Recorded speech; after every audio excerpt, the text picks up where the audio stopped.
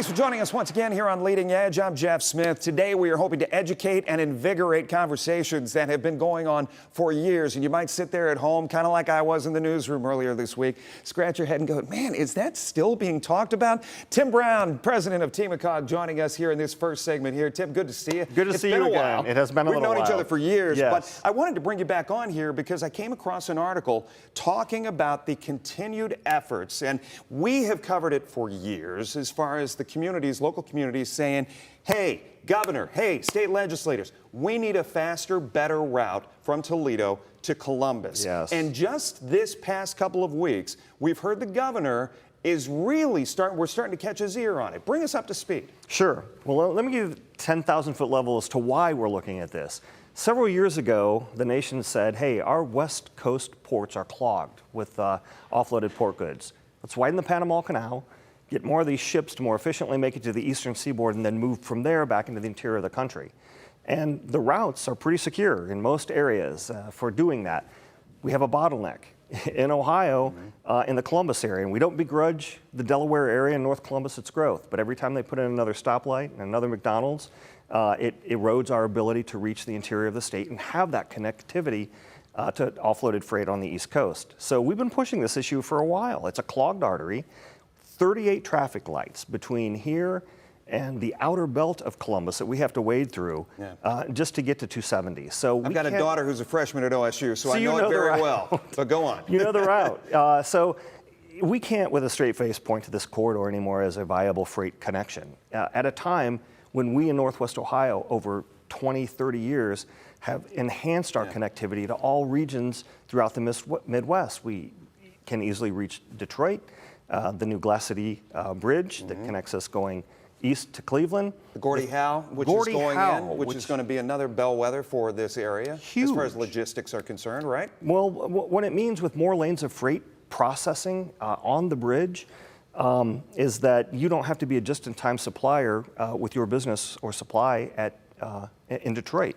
You can be here and still make it easily up the road and get quickly processed either direction on this new bridge. So it really puts us at a great spot for our connectivity everywhere except for the interior of the state. We're the only major metropolitan area in Ohio that does not have direct highway access to Columbus. Let me ask you this, because as we have seen over the past couple of years, we've seen some of our local communities. We're going to talk to Sylvania Mayor Craig Stout here in just a bit, talk about another issue coming up in our third segment today. But Sylvania, Toledo, Lucas County, Perrysburg, all of these suburbs, all of these inner communities writing letters to the governor saying, we need this. My question to you is, we saw the success of getting the Fort to Port built, right? As far as Toledo to Fort Wayne, Indiana.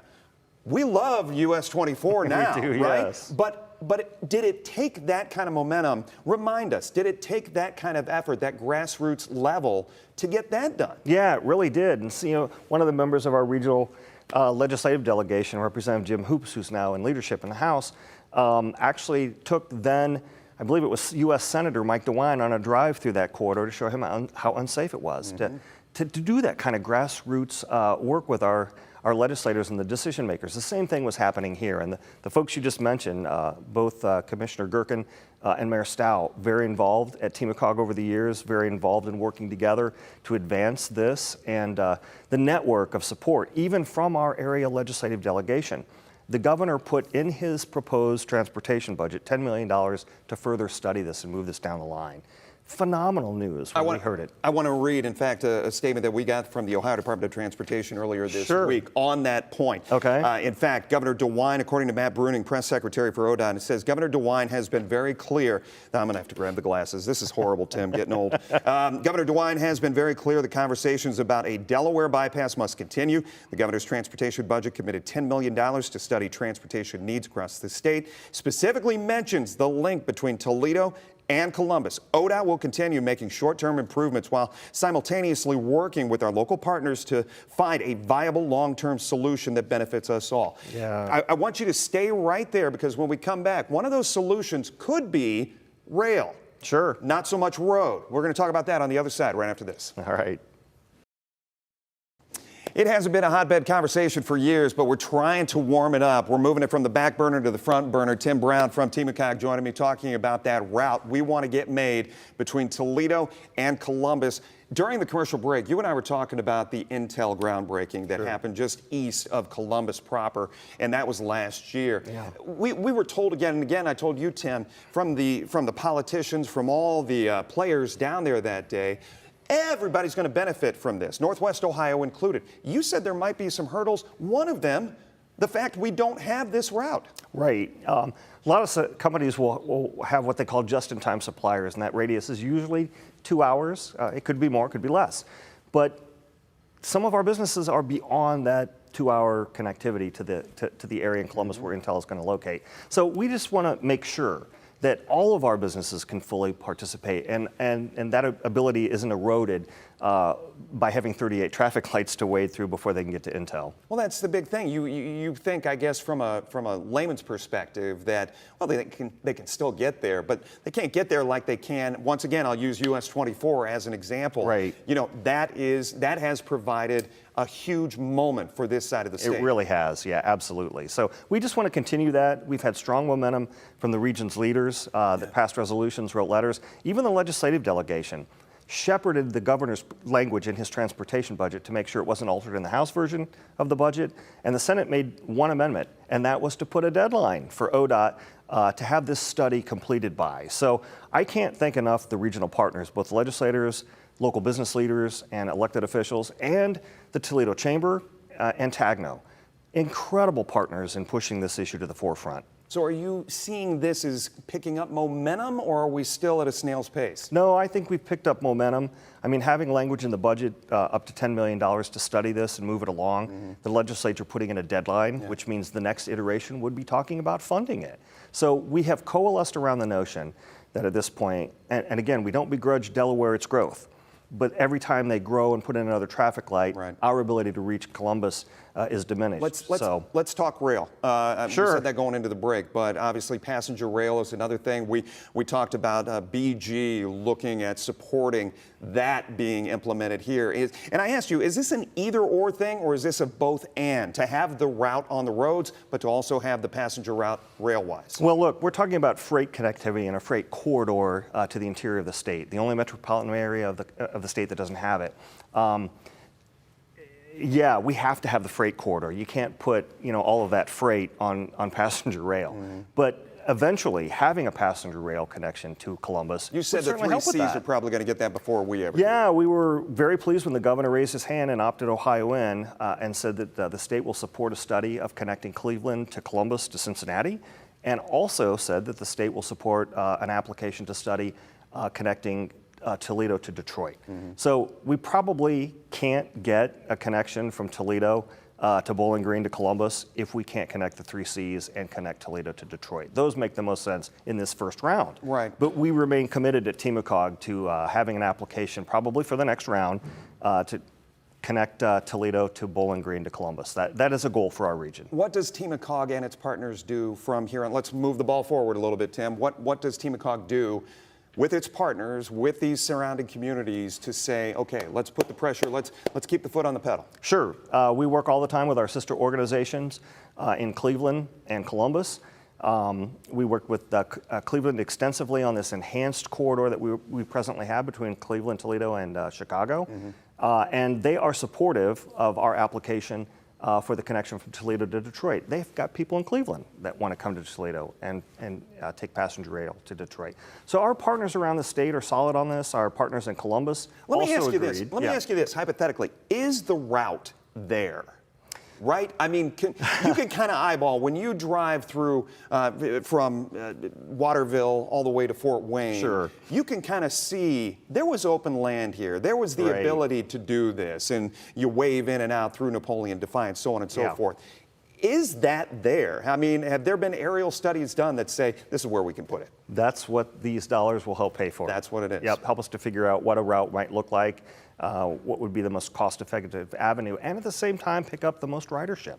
It's got to be viable, and the governor's been very clear about that. Yeah, and I was telling you, we were just doing stories about Hancock County just a little bit ago, talking about some of those intersections on 15 that connects to 23. Right. And the fact they want to put overpasses there, because as you said, it's a major safety issue. Well, ODOT's been a great partner in this. You know, I sent a letter when I first got to Temacog to Governor Kasich, and there was no interest. And then I sent the same letter virtually to Governor DeWine, and within 2 months, we were in Columbus, meeting with the director of ODOT, talking about Route 23 from a safety standpoint and from a connectivity standpoint. And ODOT immediately said, we will begin limiting the access north of Delaware, between Delaware and Findlay, so that we don't create a problem at the north end of the stretch of road either. So they've been very attentive to our needs on 23. And as Tim was saying, as we were in a commercial break, he said there's a lot of federal money still out there being used as far as infrastructure is concerned. We're going to stay on top of this, Tim. I appreciate the insight.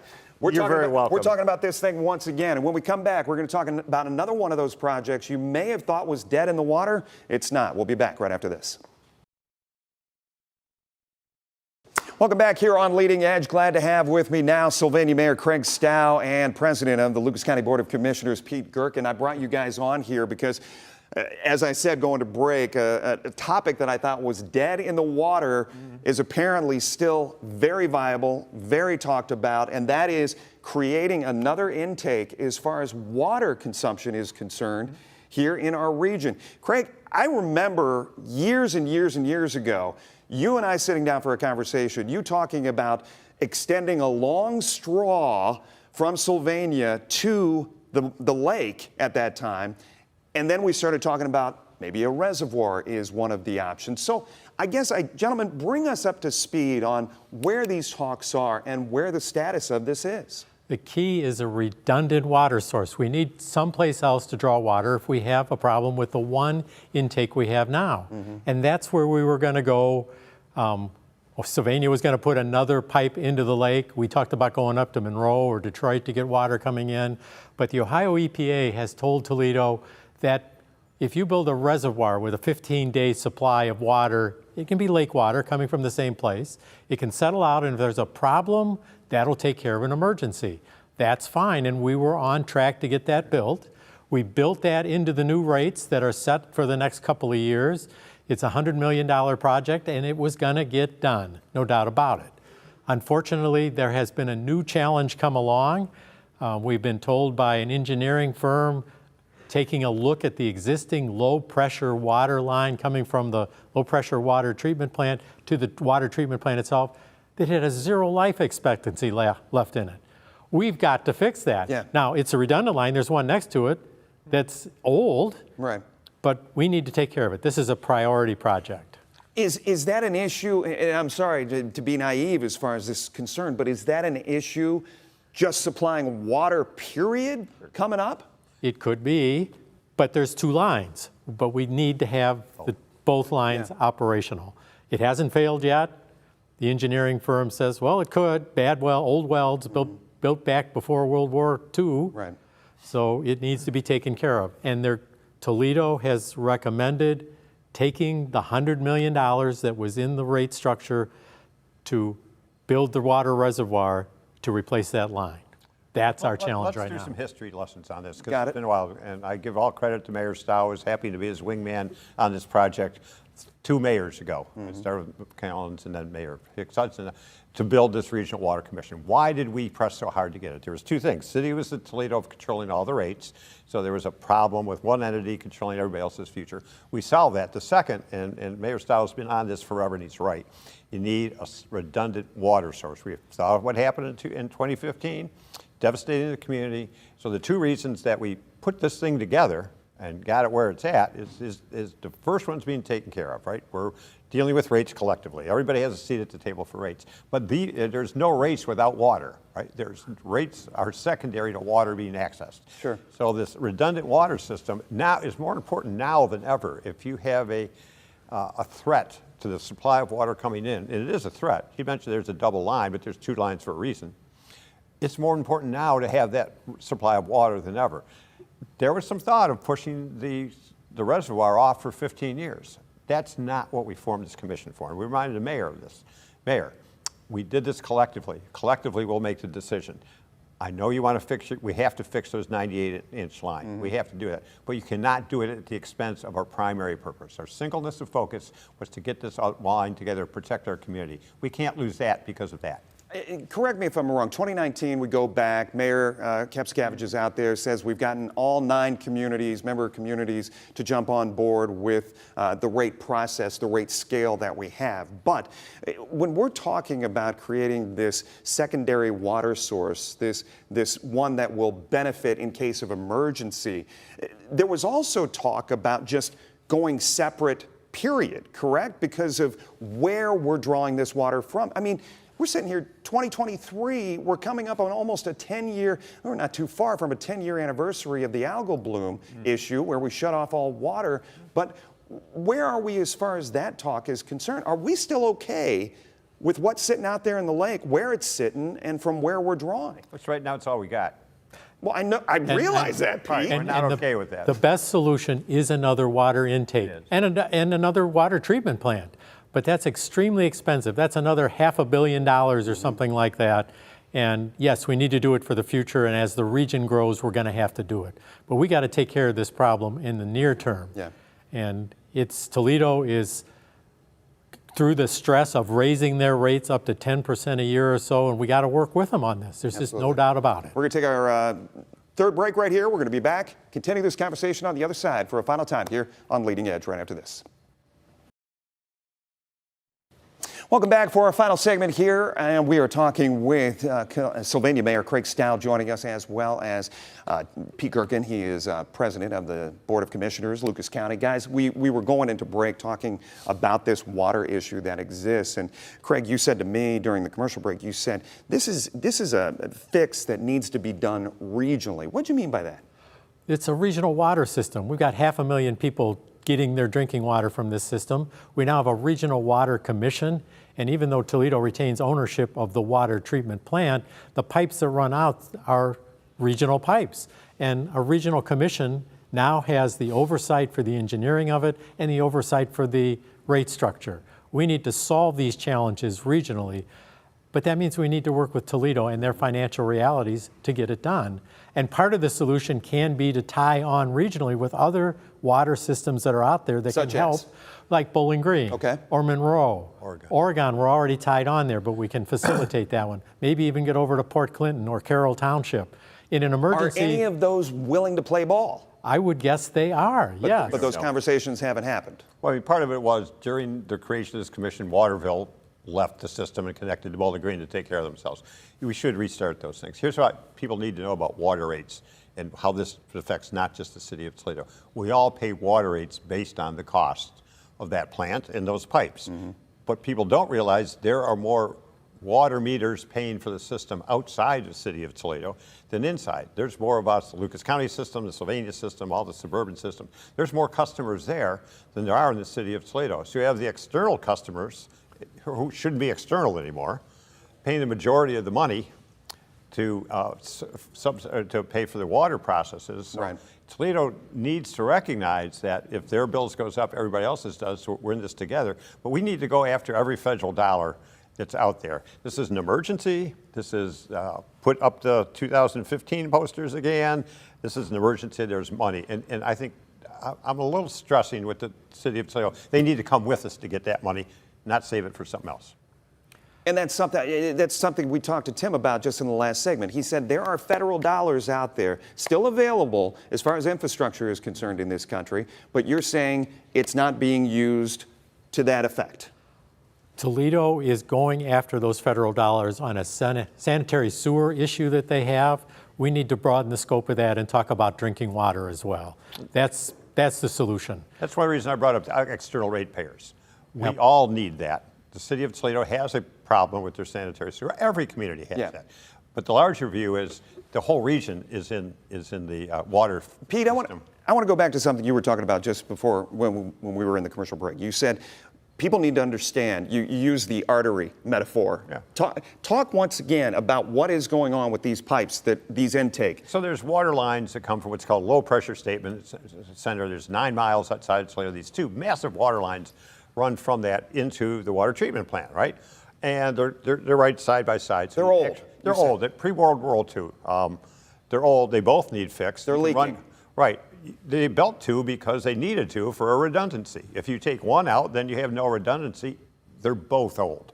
So you could say, And you which said one, similar to arteries. similarly, if I have two arteries going into my heart and I go, well, one's really bad and the other's kind of bad, so let's just take out the really bad one. Well, I'm stuck with really bad artery that's going to clog up and burst. So this, to me, it even gives more pressure for a redundant water system as quickly as we can.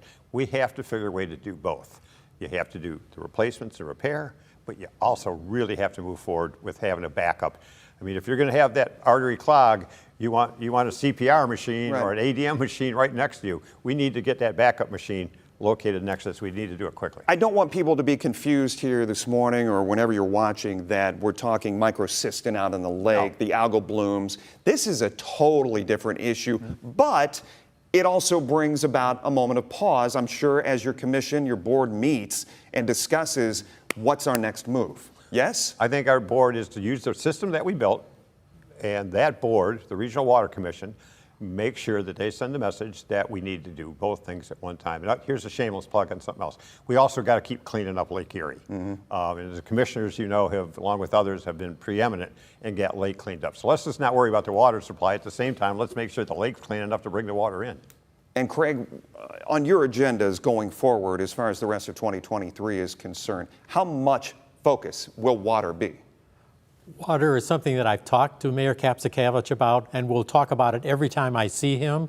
This is a challenge we need to face, and the challenge got worse because this pipe needs to be replaced. We were on track with a solution that was going to work. It was the Ohio EPA had approved it. Now the Ohio EPA may delay that solution by 15 years. We can't wait 15 years. We need to find a financially viable way to do it in 5 years or less. Gentlemen, thank you so much. Somebody said, let me finish it, never let a good crisis go to waste. Let's get creative. Well, here we go again, right? Thank you so much, gentlemen, for joining us. We appreciate the insight, as always. And for you, if you missed any part of our interviews, check it out on the WTOL YouTube page.